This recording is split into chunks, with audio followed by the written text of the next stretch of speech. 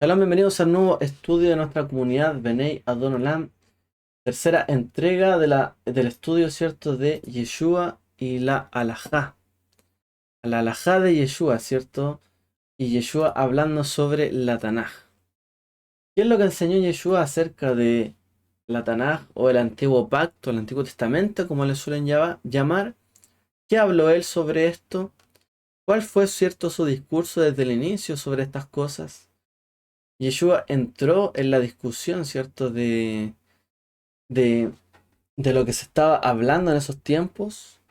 Yeshua entró en esa discusión de los temas contemporáneos, ¿cierto?, que se discutían de la Torá, o Yeshua sencillamente dejó eso de lado. Cuando Yeshua empezó a hablar de su ministerio, ¿habló simplemente de mandamientos o habló también de profecías? Cuando Yeshua habló de que el reino de los cielos se acercaba, ¿qué es lo que se quiso decir? ¿Qué es lo que Yeshua enseñó allí? ¿Cuál fue su contexto? ¿Por qué él entró, cierto, en ciertas temáticas de la Torá? Bueno, eso lo hemos visto, cierto, en las entregas anteriores de esta serie de estudios de la halajá judía, cierto, y Yeshua, enseñando sobre esto, la halajá de Yeshua.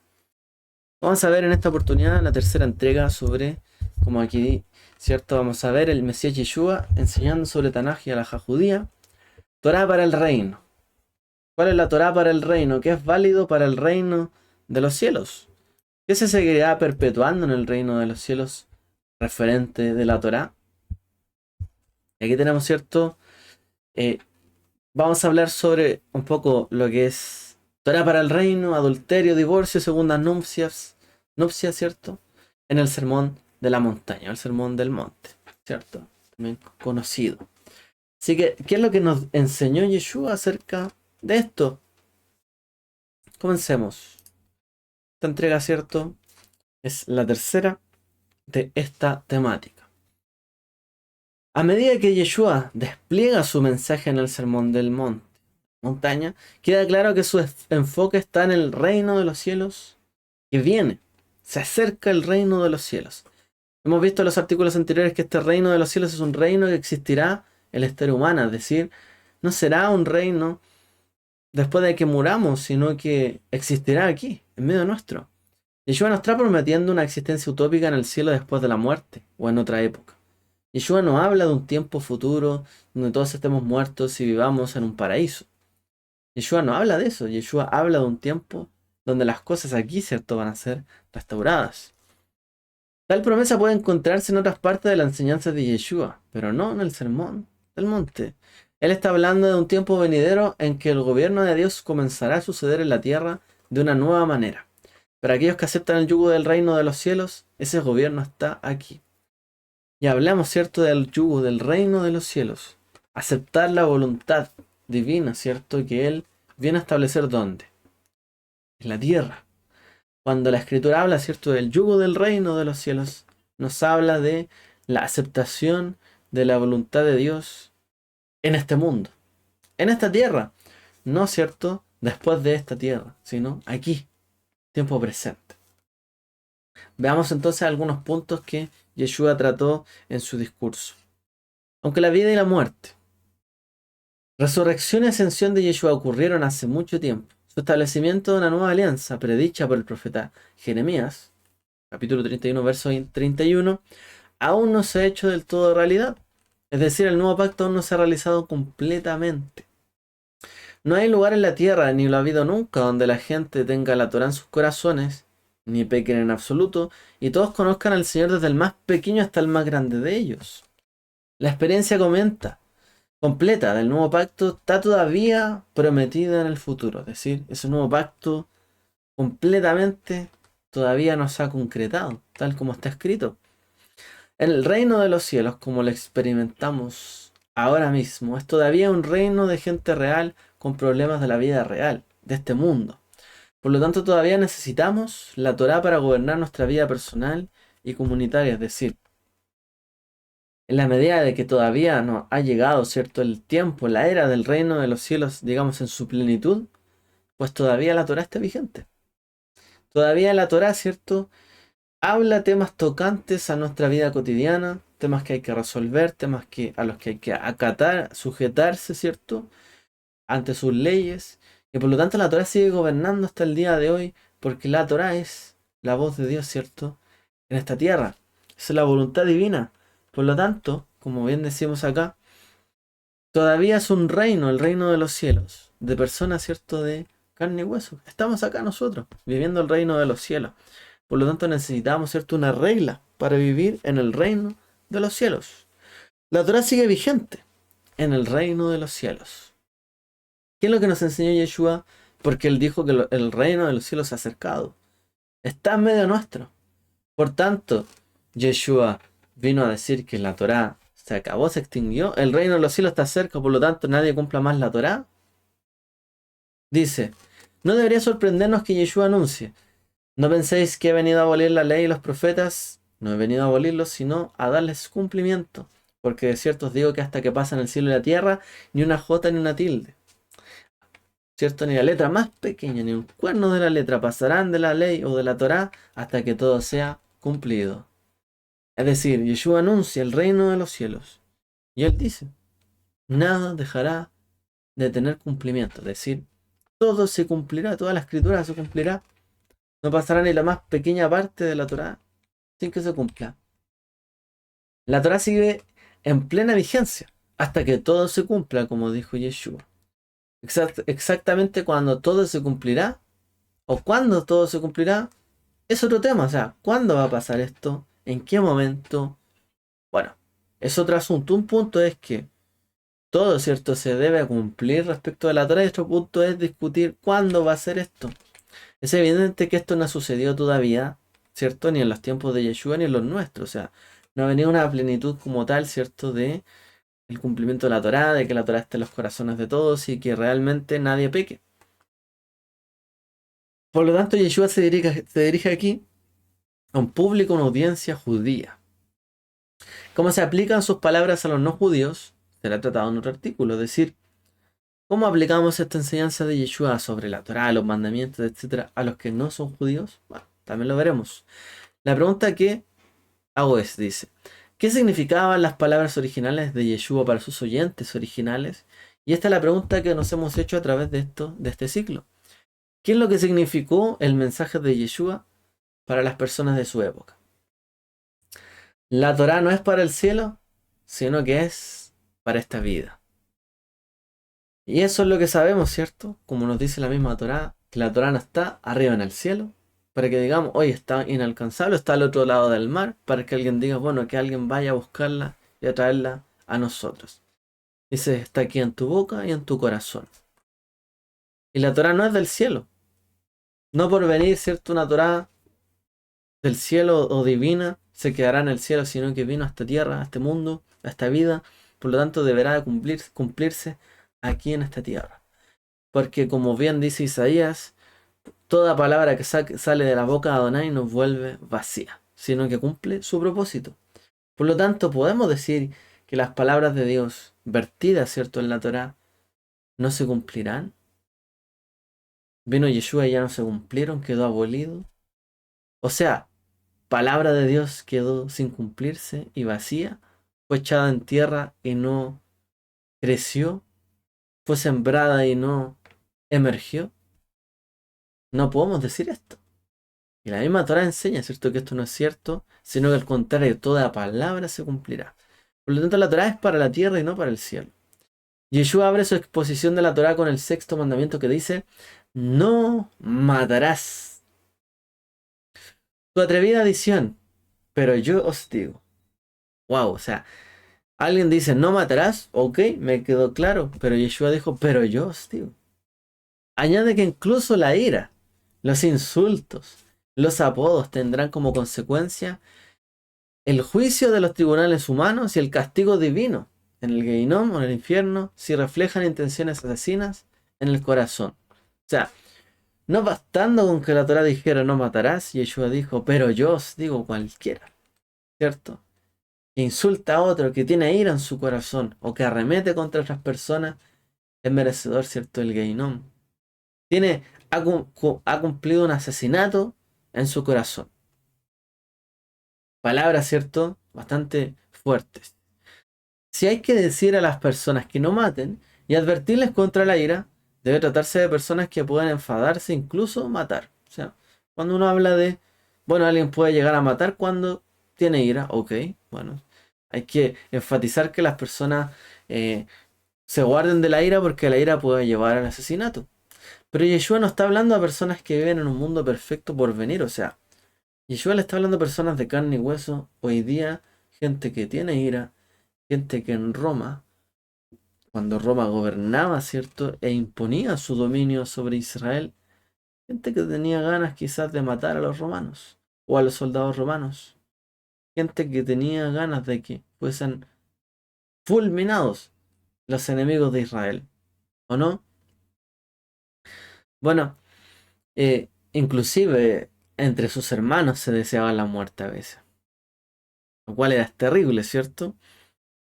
Está hablando Yeshua a personas que necesitan de la Torá, que la Torá corrija su comportamiento, incluso bajo el gobierno del reino de los cielos. De hecho, porque estamos bajo el gobierno del reino de los cielos. Es decir, bajo el reino de los cielos hay que sujetarse a la Torá. La Torá dice no matarás. Pero yo os digo, dice Yeshua, o sea, si ustedes van a vivir bajo la autoridad del reino de los cielos, es decir, si ustedes van a vivir con un anticipo del reino de los cielos, que será cierto la venida del Ruach HaKodesh, que ustedes van a vivir conforme al reino de los cielos y dicen vivir bajo ese reino, pues no solamente basta que no maten o no asesinen a otros, sino que además no deben guardar en sus corazones ira, ¿cierto? Como aquí dice, o no deben decir a otros insultos, cosas que los lleven a ser merecedores del Geinoma. Es decir, si ustedes van a vivir bajo el reino de los cielos, tienen que cuidar no solamente lo que hacen, sino que lo que dicen también, lo que piensan, lo que está en sus corazones. Porque ustedes van a vivir bajo un reino que es perfecto, el reino de Dios. Por lo tanto, sujétense no solamente sus acciones, sino todo lo que son sus palabras y pensamientos al reino de los cielos. Por eso da consejos a los que llevan un sacrificio al templo y se encuentran enfadados con alguien, o las personas que son llevadas al tribunal para enfrentarse a un pleito. Es decir, Yeshua dice, bueno, si tú vas a dar tu ofrenda pero tienes un problema con tu hermano, bueno, deja tu ofrenda ahí, anda, reconcíliate con tu hermano y luego ofrece tu sacrificio. Más importante eso. Es decir, si tú quieres vivir conforme al reino de los cielos, no puedes tener algo en el corazón que esté en contra de tu hermano, de tu prójimo o de tu hermana, ¿cierto? No puedes vivir de esa manera. Si tú te vas a acercar al templo, sabiendo que eso es parte del reino de Dios, ¿cierto? Una muestra del reino de Dios, pues no debes tener ese tipo de pleito cuando vas delante del Altísimo. Su Torá, la Torá del Mesías, es para la vida común. Quizás su audiencia no eran asesinos. No estaba hablando en una cárcel de alta seguridad. Estaba hablando a personas de carne y hueso, sentadas en el monte, cotidianas, que vivían cosas cotidianas y ordinarias, ¿cierto? Son estas personas las que una vez que asuman el yugo del reino, se espera que vivan según la Torá. Es decir, Yeshua está anunciando, bienaventurados, felices los que hacen esto, los que aquí, los que allá. Pero luego también habla, ojo, que asesinos no solamente son los que cometen un asesinato, sino los que insultan a su prójimo, los que guardan ira en su corazón y quieren vengarse de otros. Es decir, yo espero que ustedes vivan realmente el reino de los cielos. Y si quieren eso, tienen que purificar sus corazones. Un ejemplo, Yeshua sobre el adulterio, el divorcio y las segundas nupcias. Puede ser cierto que pasemos los años de nuestra vida sin participar en actos sexuales con una mujer que no sea nuestra esposa o esposo, ¿cierto? En el caso de la mujer, y menos aún con una que sea la esposa de otro hombre o el esposo de otra mujer, ¿cierto? Puede ser que haya alguien, ¿cierto?, que no tenga este tipo de relaciones. Sin embargo, en cierto sentido, no hemos obedecido el mandamiento bíblico simplemente absteniéndonos del acto, ¿cierto? El mandamiento de la Torá habla de alguien que es tentado, que tiene el deseo y la oportunidad, y que elige no hacerlo. Entonces uno puede decir que ha obedecido el mandamiento. Es decir,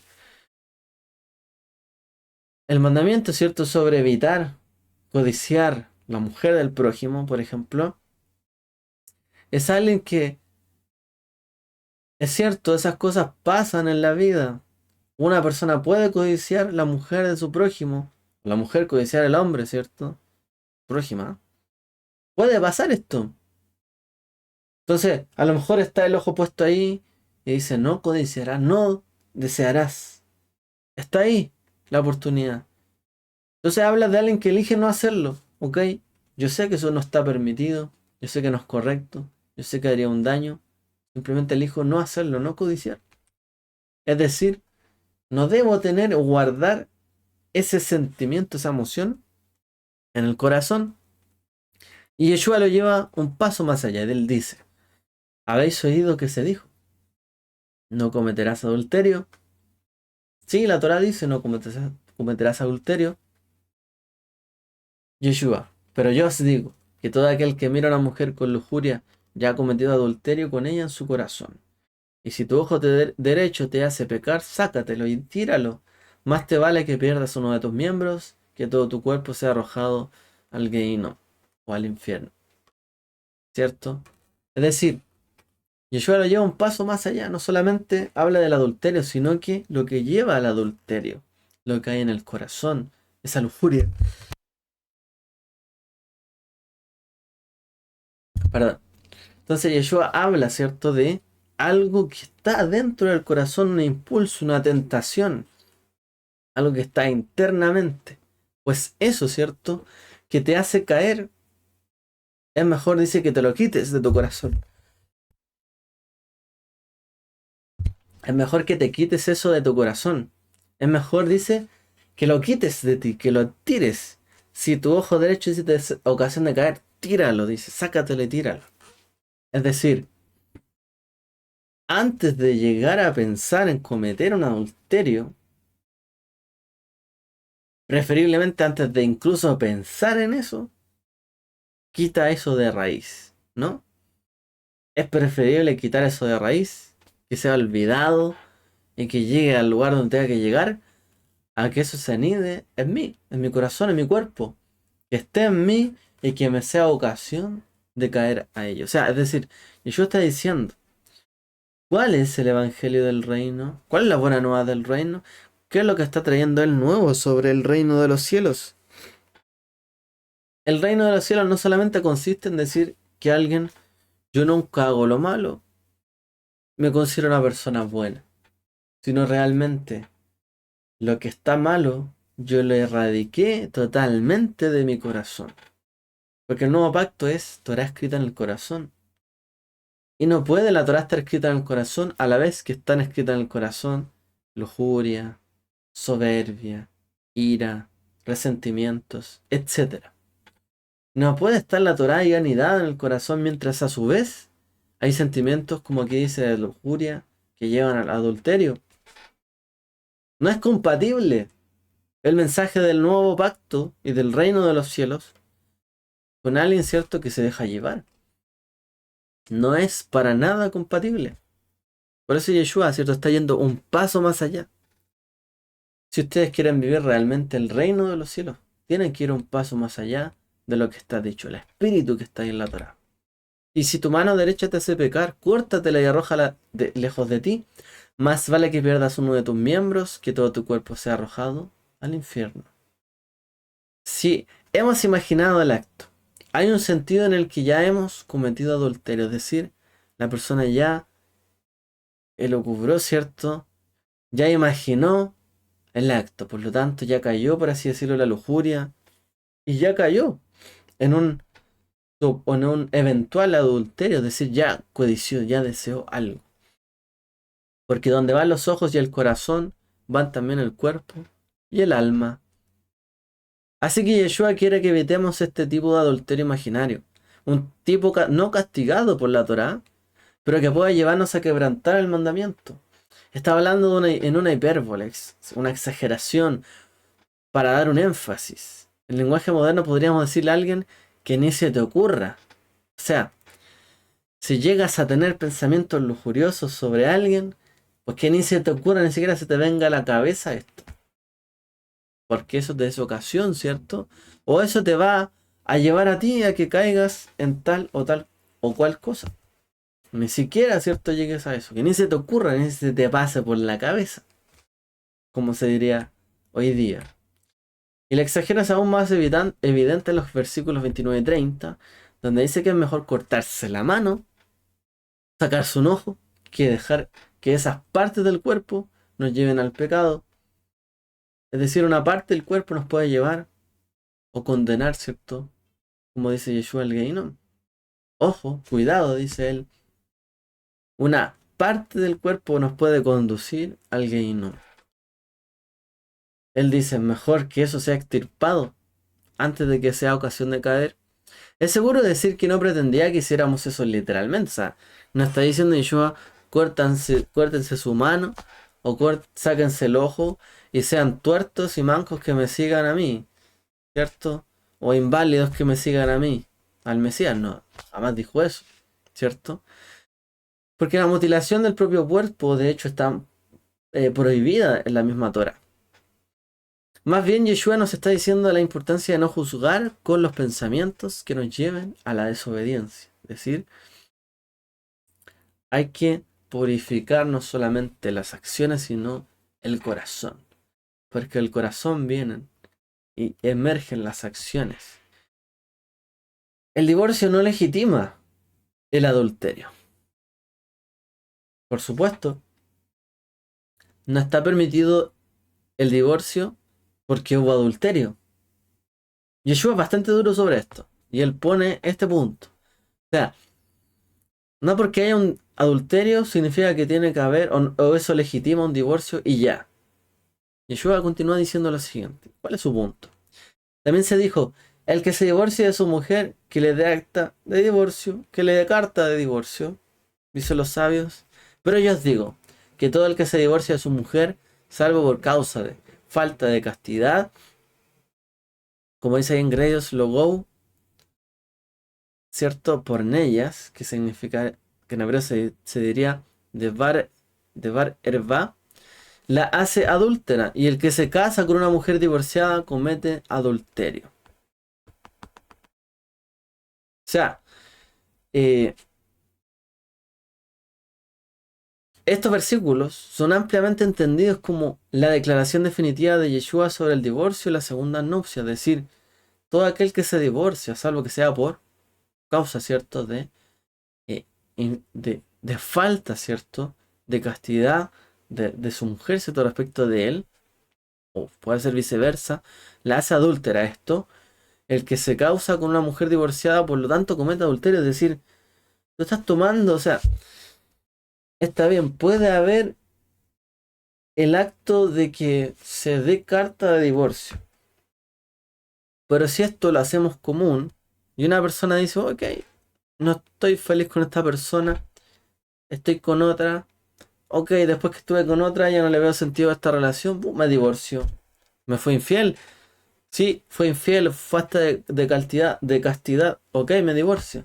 Y luego esa persona se divorció, va con la otra persona, y así sigue, o sea, la persona que se casó con esta, en realidad, no es que esa persona se separó, por ejemplo, porque pasó algo tan grave, ¿cierto?, dentro del matrimonio que le dio una causa de divorcio, sino que hubo un adulterio, una infidelidad. Eso no da rienda suelta a que el otro, ¿cierto?, siga y haga lo que quiera. Como aquí dice, en el fondo, el que se casa con una mujer divorciada comete adulterio. Es decir, él está yendo al punto más serio de esto. Si permitimos o somos tan permisivos en esto, que cada cual se divorcia porque, bueno, no está feliz con uno, entra con otra persona, ok, y después terminan y se junta con otro, es decir, pero ¿de qué se trata esto? ¿Dónde está la fidelidad? Estos versículos son ampliamente entendidos como la declaración definitiva de Yeshua sobre el divorcio y las segundas nupcias. Sin embargo, también en el versículo 32 continúa lógicamente hablando del tema de cometer un adulterio. Si entendemos que Yeshua está hablando en el contexto de la infidelidad del marido, el significado se hace más claro.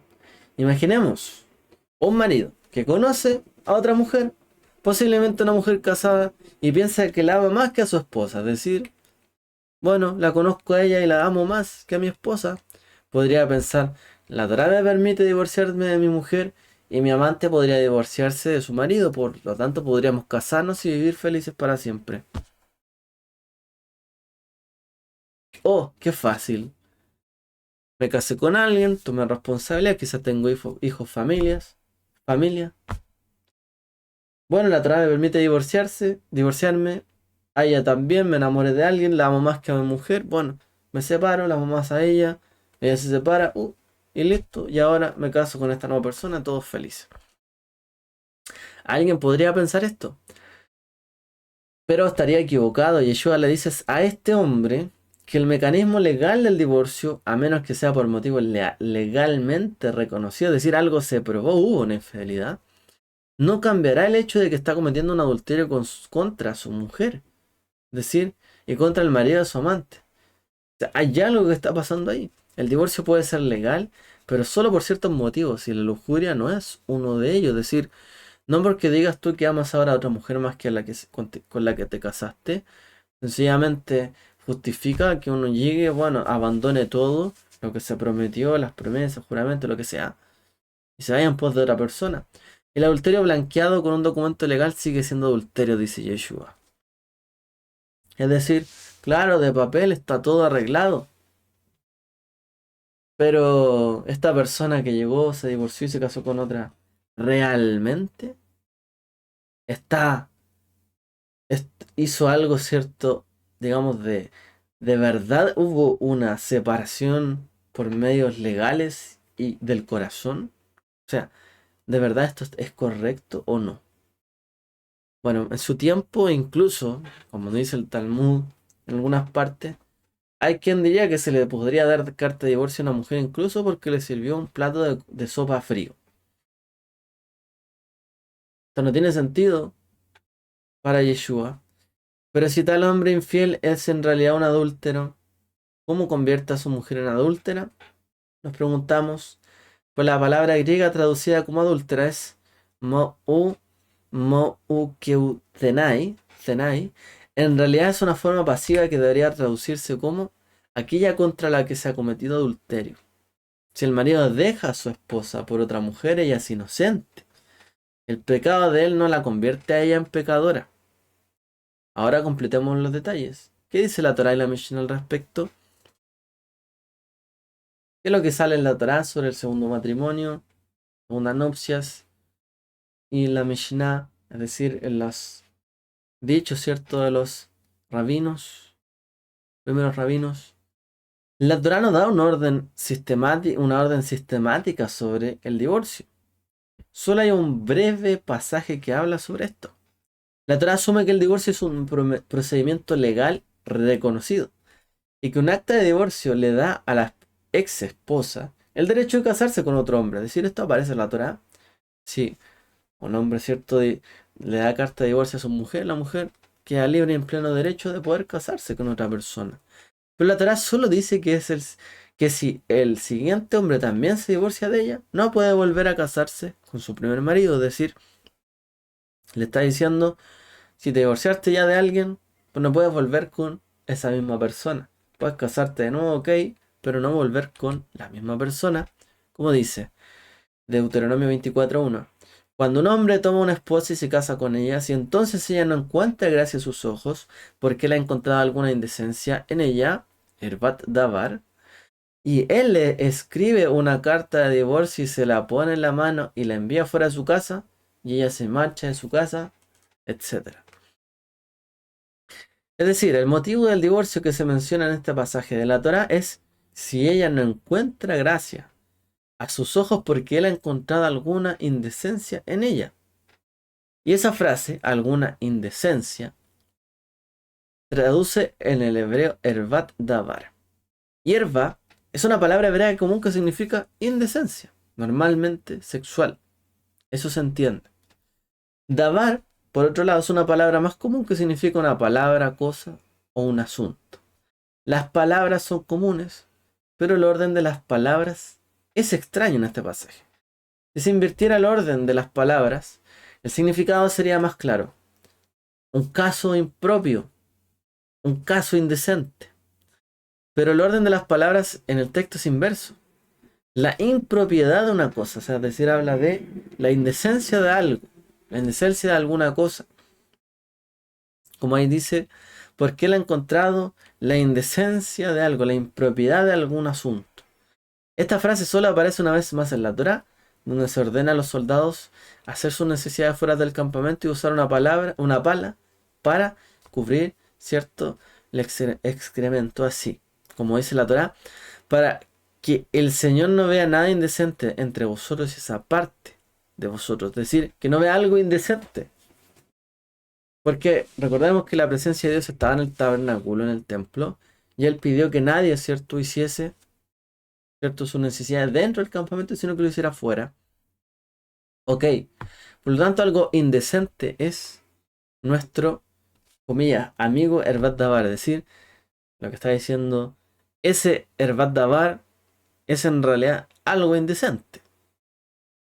Esto no nos ayuda mucho a entender la ley del divorcio, salvo para revelar que Herbat Dabar no significa una impropiedad sexual, es decir, es algo indebido en sí. Es algo, ¿cierto?, indecente, ¿ok? Pero no es directamente quizás algo impropio sexualmente. Los motivos de divorcio son vagos y abiertos a la interpretación en base a esta frase de la Torá. Es decir, mucho se ha hablado sobre esto. Cualquier sentimiento del marido de que algo en ella es inaceptable, por lo tanto, lo interpretaron, ¿cierto?, muchos sabios, podría ser motivo de divorcio, es decir, algo indecente, algo impropio, algo indebido. Una cosa, ¿cierto?, indebida, rechazable, podría ser motivo de divorcio. No solamente hablamos, ¿cierto?, de una infidelidad o de un adulterio. Ahora, una cosa está clara. Herbat Dabar, esta frase, no es infidelidad conyugal. ¿Por qué? El adulterio y otros delitos sexuales en la Torá se castigan con la muerte, de hecho. Lo que significa que el divorcio sería, digamos, innecesario. O sea, si la Torá habla del caso del adúltero y que el adúltero es merecedor de la pena de muerte, porque eso dice la Torá, ¿por qué entonces alguien adúltero podría divorciarse de su mujer y seguir su vida como si nada? O campante. Si la misma Torá en una parte dice que el adulterio es pecado de muerte, ¿por qué entonces permitiría por otro lado el divorcio? No tiene sentido, ¿cierto? Es de ahí, ¿cierto?, que se interpreta que no se refiere en el fondo directamente a una infidelidad conyugal. Los motivos de los que se habla en este texto se refieren a alguna incompatibilidad entre el marido y la mujer, es decir, sí, es algo que no es compatible entre mujer y hombre. Algunos sugieren que esto podría incluir un mal comportamiento o algún mal olor, por ejemplo, violencia, o algo que sea, ¿cierto?, indigerible para el otro. Pero cualquier motivo que el marido encuentre, cualquiera, no significa necesariamente que la esposa será inaceptable para el próximo hombre que se case con ella. Es decir, la Torá le está abriendo en el fondo el paso, por así decirlo, a la mujer.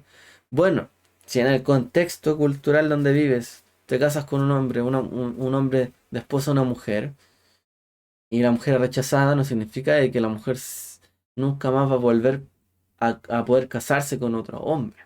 En el contexto, ¿cierto?, donde esto fue dado, este era un tema relevante, porque la mujer no tenía ni herencia, en muchos casos, ¿cierto?, ni nada, ni terrenos.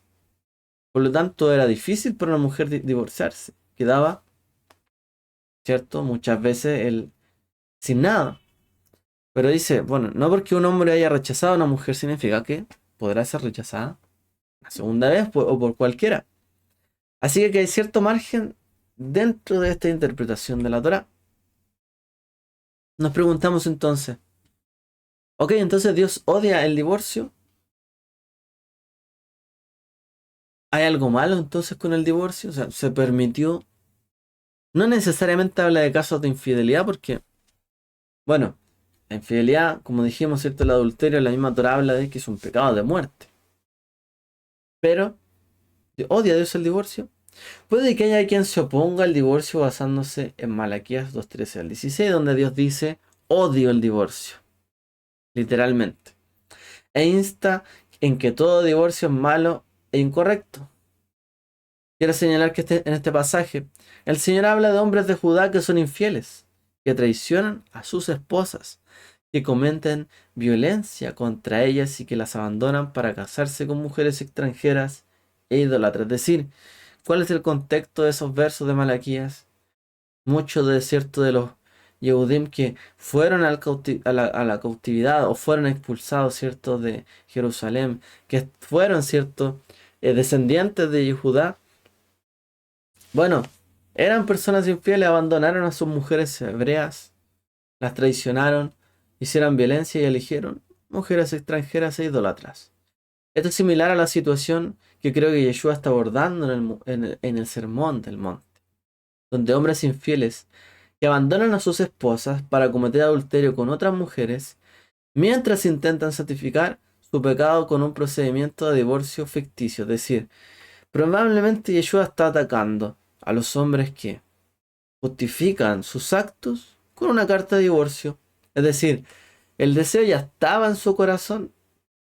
No es que haya habido algo impropio en su pareja. No es que algo haya sido rechazable de su pareja para ellos, sino que de antemano tenían un deseo en su corazón de ir en pos de otra mujer, por ejemplo, y que luego lo justificaban, ah, no me gusta esto que haces, no te queda todo malo, no te soporto. Pero antes de eso, ya su corazón pecó con otra mujer, adulteró o codició a otra persona, ya se inclinó, por lo tanto, cambió con la mujer, y no es porque la mujer haya cambiado algo, haya cambiado alguna actitud, sea peor, o sea, o algo le parezca que está haciendo ella mal, no, sencillamente él cambió, porque algo había en su corazón. Probablemente esto está hablando Yeshua, ¿cierto? Cuando menciona estas palabras. Muchos en ese tiempo probablemente estaban encubriendo, ¿cierto? Su violencia o infidelidad con una carta de divorcio. Muchos quizás, digamos, ¿no? ¿Cierto? Machistas. O quizás hombres, ¿cierto? Violentos contra la mujer. O que sencillamente tenían una mujer, no se satisfacían, querían otra. Daban carta de divorcio y decían, me eres repudiable por tal y tal cosa, no te quiero ver más. Y punto. Esto es totalmente detestable, ¿no? Que tengan esa capacidad o esa tendencia es bastante rechazable. Por lo tanto, Yeshua está poniendo el punto de que el divorcio no encubre la violencia ni la infidelidad. El Señor odia esto. Como bien dice Malaquías, odia el divorcio en el sentido del divorcio legal en la Torá y en la ley judía es proteger a la mujer. O sea, el sentido del divorcio legal en la Torá es proteger a una mujer.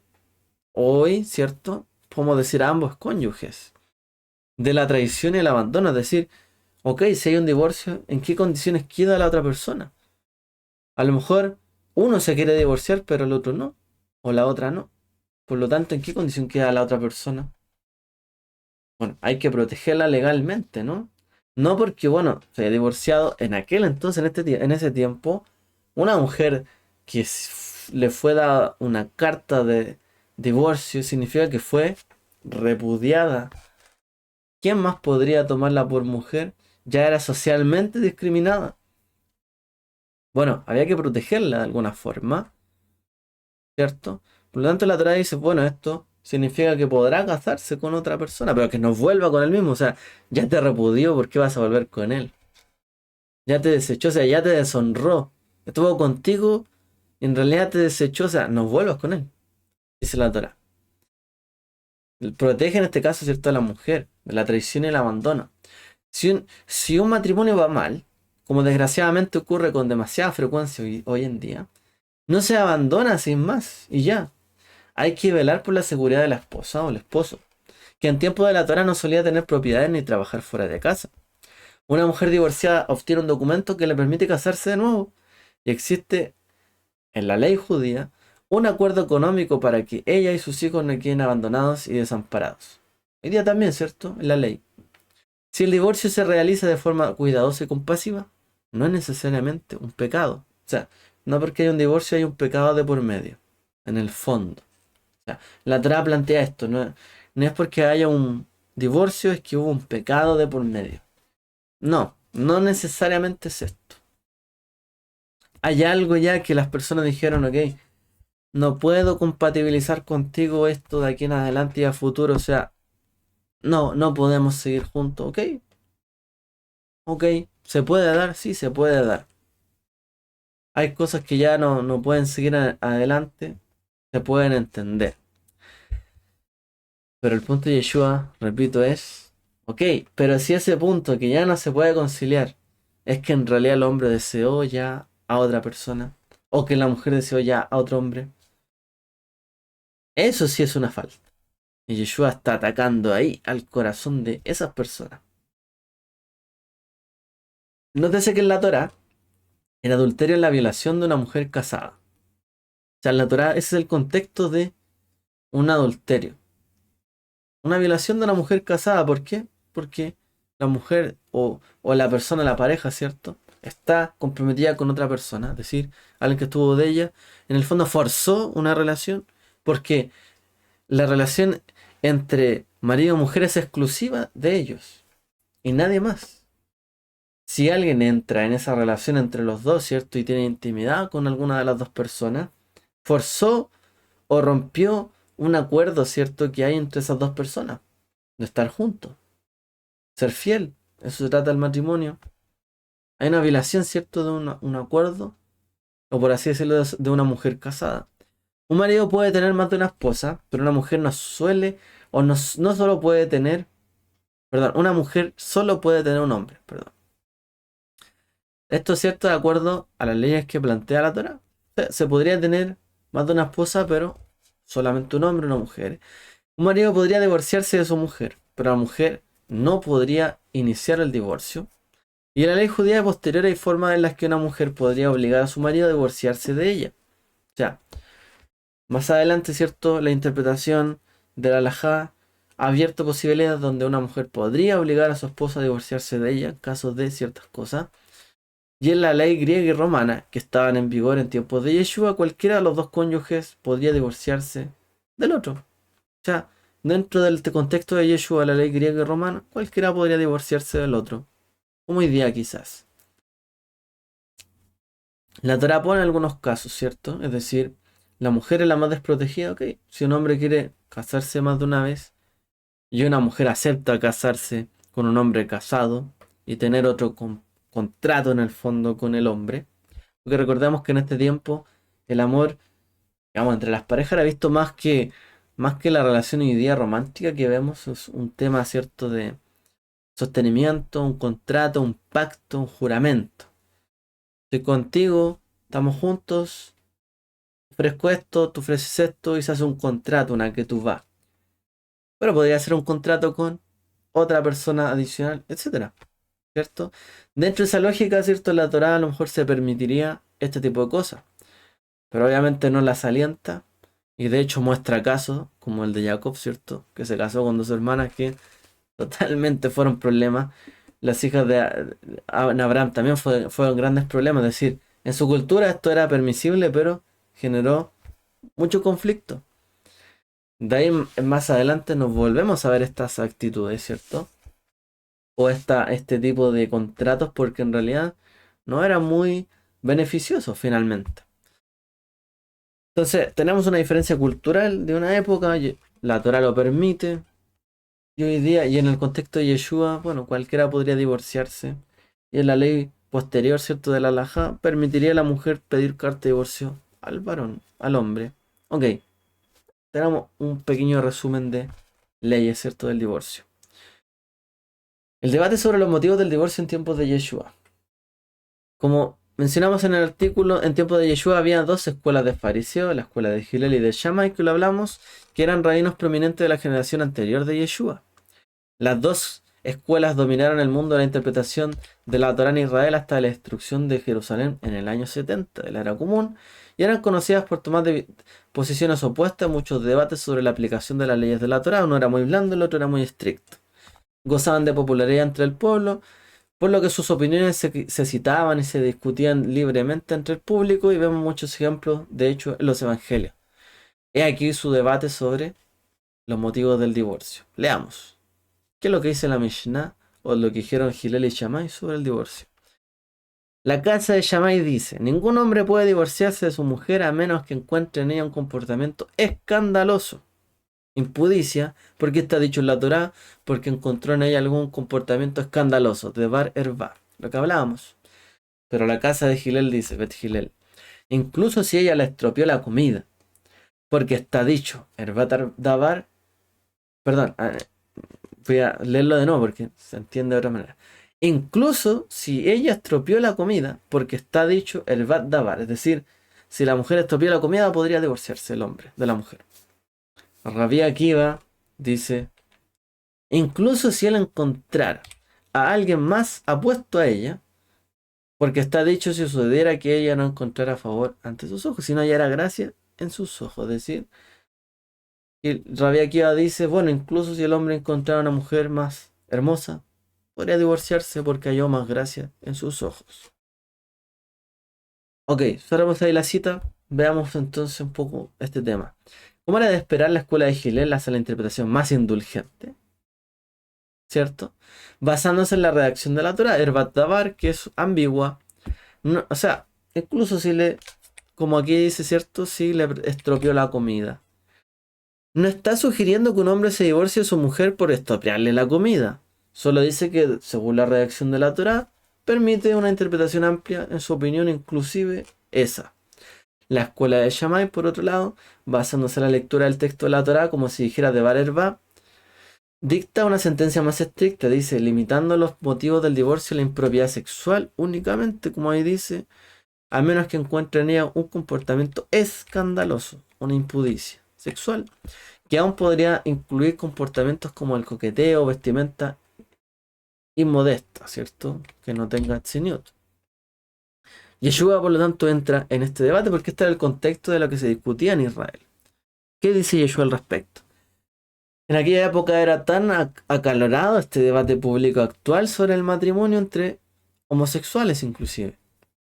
Es interesante que la versión griega de sus palabras, en la cláusula de excepción del capítulo 5, verso 32, dice logou pornellas. O sea, lo que dice Yeshua, el griego se rescata logou pornellas, que aparece aquí equivalente al hebreo de bar erva, según de la posición de Bet Shammai. Es decir, Yeshua utilizó unas palabras, al parecer, según la escuela de Shammai, la más estricta. Esto podría significar que Yeshua está hablando o adoptando la misma posición más estricta que la casa de Shammai, Bet Shammai. Esto es inusual, ya que Yeshua generalmente va más por el lado de Bet Hillel, la escuela de Hillel. Pero es ciertamente posible que él estuviera de acuerdo con Bet Shammai en este caso. Sin embargo, hay una trampa, y se trata de un punto técnico gramatical. Las palabras griegas logou pornellas son ambas en genitivo, por lo que es posible que la traducción del Ervat Davar, que sea la traducción del Ervat Davar, aunque el orden de las palabras esté invertido. Sin embargo, parece más lógico que se traduzca de Bar Erva, que comparte el mismo orden de las palabras. Este no es un lugar para un análisis técnico, pero diremos que Yeshua suele adoptar un enfoque más indulgente y gentil con respecto de la Torah. En cualquier caso, estoy en lo cierto, como dice el autor, sobre sus intenciones en el sermón. Lo importante de los motivos del divorcio es que no implican a otra mujer. O sea, en el punto es, no está hablando de que hay otra mujer de por medio. Yeshua está diciendo aquí que el divorcio no puede ser utilizado como un recurso legal para legitimar lo que de otro modo sería adulterio, dejar a la esposa por otra mujer. No hay que legitimar ese acto simplemente dando una carta de divorcio. Rabbi Akiva, basándose en la frase, ella no encontró gracia a sus ojos, sugiere que un hombre podría divorciarse de su mujer si encuentra a alguien que le guste más. Una vez más, Rabbi Akiva no pretende animar a los hombres a eso. Simplemente está diciendo, está buscando cuáles son los límites de la Torah para su interpretación en la redacción que está escrita. Él dice, inclusive esto estaría permitido, por lo que dice la Torah. Sin embargo, esta frase no es la única. Continúa, porque encontró en ella un comportamiento escandaloso. Es decir, la Torah no solamente dice que si no halló gracia en sus ojos, sino que también dice la Torah, porque encontró en ella un comportamiento escandaloso. Es decir, la opinión de Rabbi Akiva sería inválida en este caso. ¿Por qué? Porque el mismo contexto, ¿cierto? Está diciendo que no es simplemente que sea alguien que halló a alguien más agradable a sus ojos, sino que tuvo un comportamiento escandaloso, porque en el fondo no halló gracia porque tuvo un comportamiento escandaloso. Es decir, no tiene que ver simplemente porque le gustó a alguien más. Akiva vivió a principios del siglo segundo, unos 100 años después de Yeshua. Así que Yeshua no se dirigía directamente a él. Yeshua no criticó a Rabbi Akiva. Vivió después. Pero lo que se sostiene, ¿cierto?, es que Yeshua tenía la intención de prohibir que el divorcio y que haya un divorcio con el propósito de casarse con otra mujer. Por lo tanto, se anticipa la interpretación de Akiva y la rechaza. Es decir, según lo que dice Yeshua, lo que dijo Rabbi Akiva no debería aplicarse. En Mateo 19, en una discusión con algunos fariseos, Yeshua dice casi lo mismo. Dice, yo os digo, cualquiera que se divorcie de su mujer, a no sea por falta de castidad, y se case con otra, comete adulterio. Sin embargo, añade la frase, y se casa con otra. O sea, alguien podría divorciarse de su mujer por falta de castidad, ok. Y si no se casa con nadie más, comete adulterio o no. Al parecer no, según el texto, porque dice, y se case con otra, entonces comete adulterio. Mientras que, y se entiende comúnmente como, y si alguna vez se casa con otra, yo propongo que el significado de ahí es, si se divorcia su mujer para casarse con otra, lo que hemos estado explicando, es decir, se divorció de su mujer, ¿cierto? Por falta, a lo mejor él acusó de falta de castidad, pero en realidad era para casarse con alguien más. Lo hizo como un mecanismo, ¿cierto? Porque quería estar con alguien más, entonces comete adulterio. Esto se hace explícito en lo que argumentamos, ¿cierto? Porque está implícito en el sermón. Yeshua elude la discusión con aquellos fariseos usando la misma palabra ambigua que usa la Torá, devar erva. Así que dice que hay motivos bíblicos para el divorcio, sí. Sean cuales sean, son entre marido y mujer. Quizás por la dureza del corazón, una incompatibilidad, ¿cierto?, entre ambas personas. Quizás por un comportamiento inadecuado, pero no, el divorcio no está hecho para legitimar el adulterio. De hecho, el adulterio, replicamos nuevamente, es un pecado de muerte dentro de la Torah. Es decir, es un pecado prácticamente imperdonable dentro del contexto de la Torah. Es decir, el divorcio no está hecho para perdonar un adulterio. No es el fin del divorcio. No es ese el fin. El fin del divorcio es decir, bueno, dos personas van a vivir juntas en un contrato, en una sociedad. Si son incompatibles, no pueden vivir en adelante. Bueno, y de verdad no pueden, tendrán que divorciarse. ¿Para qué van a vivir dos personas una vida completa, años, y perder su vida en una vida, en un matrimonio incompatible? Pero ok, eso no puede significar, ¿cierto?, de que estoy en un matrimonio incompatible, no soy capaz de decirle a la persona que tenemos un matrimonio incompatible, por lo tanto busco, mis ojos se van tras otra persona, y luego de que se fueron tras otra persona, le digo, es incompatible porque en realidad ya me quiero ir con alguien más. Eso es adulterio.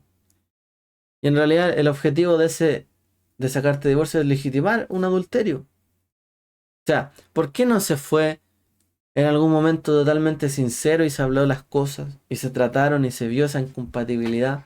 ¿Por qué se esperó hasta llegar a caer en un pecado para luego justificarlo con un adulterio? Yeshua está en contra de esto. Nosotros, por lo tanto, también no es una razón para esto.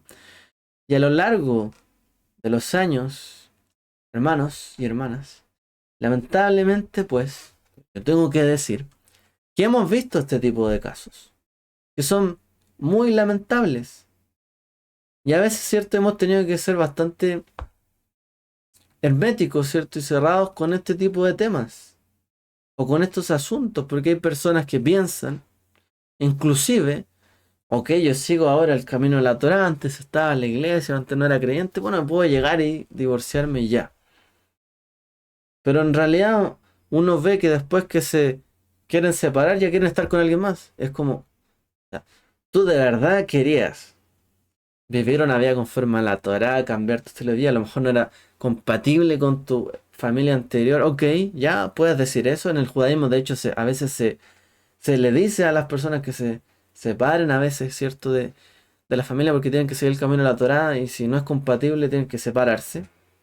Ok, pero si inmediatamente eso significa que quieran estar ya con otra persona y punto, es como uno dice, bueno, la razón, ¿cuál fue la razón de esto? ¿De verdad quería divorciarse porque quería seguir el camino de la Torá? ¿O en realidad quería estar con otra mujer? Y ya. Lamentablemente, yo puedo decirlo, lo digo abiertamente, hemos visto casos de esto y hemos tenido que ser bastante, bueno, un poco a veces quizás hasta descarados con estos temas porque no podemos permitir esto. O sea, no es esa una justificación. Una persona que diga, no, yo voy a dejar a mi familia, a mi esposa porque quiero seguir la Torá y ya, no es una justificación para llegar y divorciarse. Muchas veces ese tipo de personas llegan y ya al día después estás con otra persona. O sea, uno dice, pero ¿cómo? ¿Cuál era su objetivo? En realidad, ¿están justificando esto? ¿Lo que deseaban en su corazón en realidad con esto? Nosotros más bien. Y Pablo, ¿cierto? Este estudio no habla de Pablo porque no estamos hablando de Pablo, estamos hablando de Yeshua, pero más adelante Pablo hablará, ¿cierto? A las esposas y esposos que oren unos por otros, quizás dice hasta sus maridos, sus esposas, por causa de su testimonio puedan creer. O sea, en ninguna manera el Brit Hadashah, ¿cierto? Ni Yeshua y sus discípulos alientan al divorcio. Sencillamente porque alguien tiene otra creencia, o porque ahora yo creí en Dios, en Yeshua, cierto, y en el Eterno, y ahora, boom, llego y me divorcio. No alientan eso, al contrario. O sea, si tú por tu causa, por tu corazón, por tu cambio, por lo que Dios puso en ti ahora, eres capaz de influir en otros, y eso trae hoy día restauración a tu familia, bueno, ¿para qué te vas a divorciar? Ten paciencia, dice. Dios está contigo. Amas a tu familia, encontraste el amor de Dios. Quieres compartir esto con tu familia porque lo amas, ¿por qué te vas a divorciar y ya? Entonces, nosotros a veces hemos tenido que ver estas cosas y son lamentables, son tristes. Y Yeshua, por supuesto, que está en contra de esto. Yeshua tiene una posición más estricta respecto del divorcio por lo mismo. ¿Ok? Pero bueno, aquí aprendimos varias cosas. Hemos argumentado que en el Sermón del Monte, Yeshua trata principalmente sobre la venida del reino de los cielos. Por lo tanto, este reino tiene un lugar en esta vida, en esta tierra, y la Torah está completamente en vigor o en regencia. La Torah no es una norma ideal para una utopía que no existe. Es decir, no nos está planteando una vida después de la muerte, sino cómo vivir en esta vida, en este mundo. Sus enseñanzas sobre la Torah nos instruye sobre cómo vivir en el mundo real, afrontar los problemas reales de la vida y navegar por ellos con justicia y compasión. Teniendo esto en cuenta, lo que Yeshua dice sobre el divorcio en el sermón está en el contexto de su enseñanza sobre el adulterio. El divorcio no puede encubrir una relación adúltera. Un hombre que deja a su esposa por otra mujer que está cometiendo un adulterio, aunque intente hacerlo legal con un divorcio. Su esposa es víctima de su pecado. Creo que Yeshua permite motivos legítimos para el divorcio en caso de incompatibilidad entre hombre y mujer, como lo permite toda la ley judía. Una pareja inadecuada no debe quedar atrapada para siempre en un matrimonio doloroso que nunca funcionará.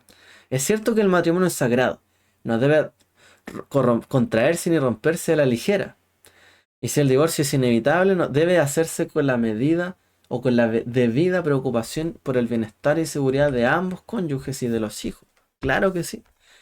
El matrimonio debe ser un compromiso para toda la vida y no tiene por qué ser una cadena perpetua, donde los dos estén ahí incómodos y nadie queriendo hacer lo que quiera él. O sea, eh, poder vivir una vida tranquila ni en paz. Ese no es el objetivo de un matrimonio.